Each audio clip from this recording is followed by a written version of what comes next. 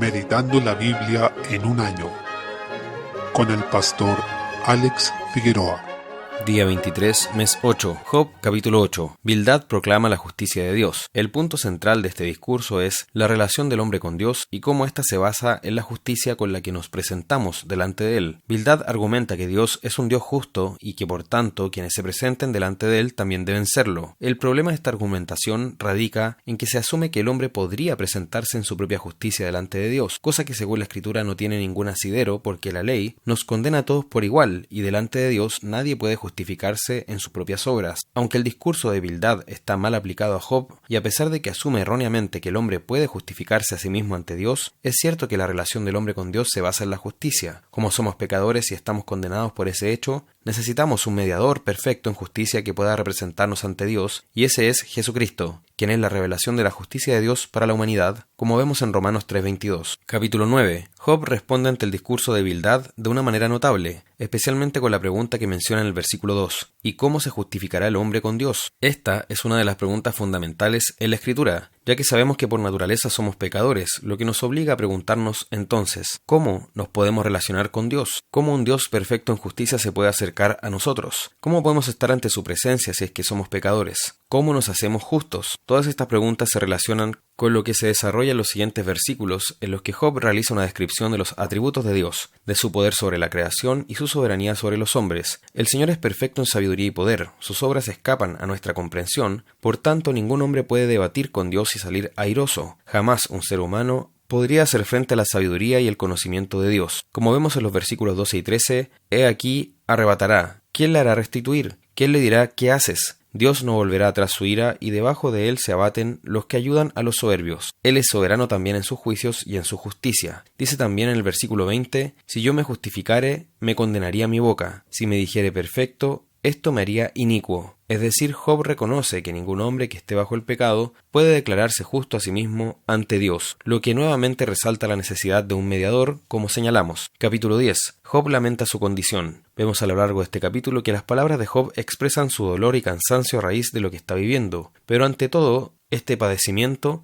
reconoce que el Señor es quien lo formó, que es el único que puede juzgarlo, ya que Él es quien lo ve, quien lo evalúa y quien puede determinar si Él es justo o no. Finalmente, Job llegó a desear no seguir existiendo, en otras palabras, desea la muerte, pero a pesar de todo se encomienda al Señor. Si Dios es quien nos formó en el vientre de nuestra madre, entonces es quien nos conoce completamente, lo que nos dice que en medio del sufrimiento podemos confiar en su cuidado y su trato con nuestra vida. No solo eso, nuestro propio Señor se hizo hombre y padeció en nuestro lugar, sufriendo hasta la muerte de cruz, con lo cual se identificó con nuestro sufrimiento y puede compadecerse hoy de quienes padecen aflicción. Capítulo 11. Sofar, otro de los amigos de Job, exalta la justicia de Dios y acusa a Job de pecado, asumiendo que lo que estaba sufriendo era un castigo, como vemos en el versículo 6. En su discurso también vemos versículos notables que nos hablan de que el hombre no puede llegar a descubrir los secretos del Señor, ni tampoco llegar a la perfección del Todopoderoso. Y aun si Job ha sido castigado, ha recibido menos de lo que merece su maldad, lo que nos lleva a pensar en lo inmensa que es la justicia de Dios. Mientras Sofar demostró un celo admirable por el honor de Dios, que es digno de imitar, por otra parte aplicó mal estas verdades y su espíritu fue implacable para con Job, sin tener el conocimiento real de la causa de su sufrimiento, simplemente dando por hecho que Job estaba así por su pecado y su injusticia. Rescatamos de las palabras de Sofar la exaltación de la grandeza y trascendencia de Dios, presentándolo como un Señor completamente exaltado sobre su creación. Debemos meditar en esta inmensidad de Dios y rogarle que nos permita apreciar nuestra verdadera posición ante Él. Finalmente es necesario mencionar que el libro de Job, pese a ser un libro antiquísimo, tiene una literatura realmente exquisita y nos ofrece un concepto de los atributos de Dios que es digno de considerar porque es sublime y de gran nivel. Salmo 38. En este salmo se describe la oración de un penitente, es decir, alguien que está arrepintiéndose y rogando el perdón del Señor. Nos muestra la actitud que debemos tener ante nuestro pecado, que no es otra cosa que un corazón contrito y humillado. Recordemos que el Salmo 51 nos dice que el Señor no desprecia ni desecha un corazón que se acerque a Él con esta disposición. En los versículos 1 al 14 describe las aflicciones que ha sufrido por causa de su pecado, que han producido un sufrimiento en su interior, tanto en su alma como en su cuerpo, pero también desde el exterior, como el abandono de parte de sus amigos y la burla y persecución por parte de sus enemigos. Mientras el pecado es aceptado, empieza a producir corrupción, sufrimiento interior y angustia. En el versículo 3 dice: «Nada hay sano en mi carne a causa de tu ira, ni hay paz en mis huesos a causa de mi pecado». También menciona que el pecado se comienza a agravar en el versículo 4 y corrompe todo internamente. En medio de esto, el Señor aún así está a nuestro cuidado. Ni siquiera nuestro suspiro le es oculto, y nuestros deseos le son conocidos. Ahora bien, este salmo nos muestra la reacción de un hijo de Dios ante su pecado. Sabemos que la reacción del impío es el endurecimiento de su corazón. Puede llegar hasta el remordimiento incluso, pero lo que realmente lamenta el impío son las consecuencias del pecado. Si esas consecuencias negativas no existieran, muy probablemente el impío estaría de buena gana inmerso en el pecado. Desde el versículo 15, en contraste,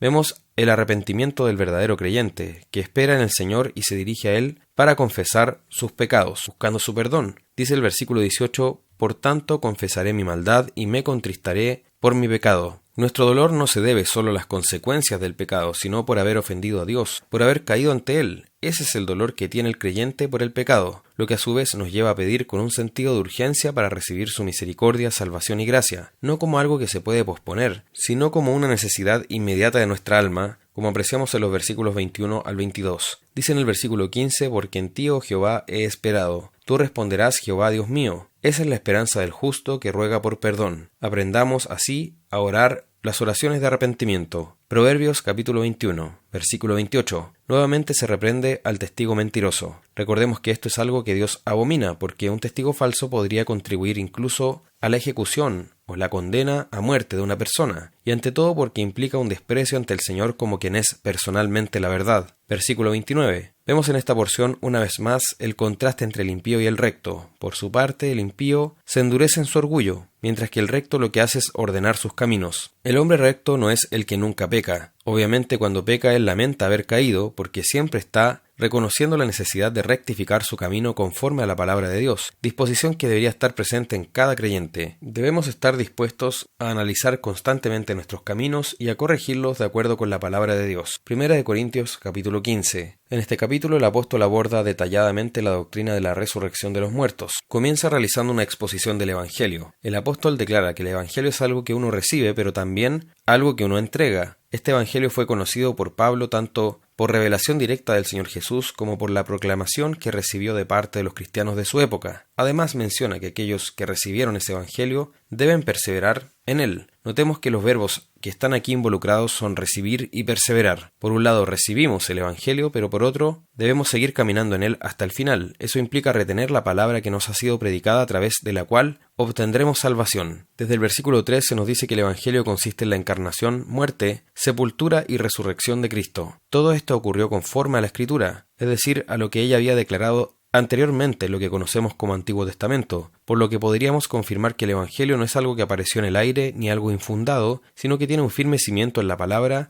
y fue revelado desde la promesa de Génesis 3:15, donde se anunciaba un hijo de la mujer que aplastaría la cabeza de la serpiente. Desde el versículo 5, Pablo en esta porción menciona a los testigos del Señor, entre ellos los apóstoles, entre los cuales algunos ocupan un lugar de honor en cuanto a la función de testigos, y también nombra a 500 hermanos. Finalmente se posicionó a él mismo como el último testigo directo del Señor Jesús resucitado, reconociendo que lo fue por la pura gracia de Dios. Desde el versículo 12 parece haber un debate entre los corintios en cuanto a la pregunta de si hay resurrección de entre los muertos. El apóstol comienza aclarando que la resurrección es vital en la fe cristiana. No es posible quedarse en la crucifixión solamente, la que por cierto tiene un lugar esencial, pero luego de eso Cristo resucitó de entre los muertos. Por consiguiente, si no hay resurrección, vana es nuestra fe, porque si Cristo no resucitó, entonces ningún muerto puede resucitar y nuestra fe sería vana y seríamos los más dignos de conmiseración. En consecuencia, el cristianismo es una fe triunfal que se centra en la victoria de Cristo sobre la muerte y se basa en la creencia de que esa victoria también se aplica a nosotros por gracia de Dios. Ciertamente Cristo resucitó y es primicia de los que durmieron. La primicia son los primeros frutos de una cosecha. Por tanto, se está diciendo que de todos los que murieron, Cristo es el primero que resucitó para ir a la gloria. Antes, otros resucitaron como Lázaro o los hijos de las viudas, que fueron servidas por Elías y Eliseo, pero todos ellos volvieron a morir. En cambio, Cristo es el primero que resucitó para nunca más morir, porque Él fue a la gloria eterna. Desde el versículo 21, en esto también encontramos el contraste entre Cristo y Adán, porque Adán fue el que introdujo la muerte. En cambio, a través de Cristo vino la resurrección y en Él todos podemos ser vivificados. Cristo fue resucitado, Él está primero en el orden que nos muestra la Escritura, y luego lo serán todos los que son de Cristo cuando Él venga, es decir, aquellos que creen creemos en Él, seremos resucitados, vivificados y transformados en su venida. Desde el versículo 25, Cristo ya está reinando. No es como creen algunos, que su reino será en un futuro después de lo que llaman el rapto. La Escritura enseña que Cristo recibió toda potestad en el cielo y en la tierra en su resurrección, como queda muy claro en Mateo capítulo 28 en los versículos finales. Y al asumir su reino como hijo de David,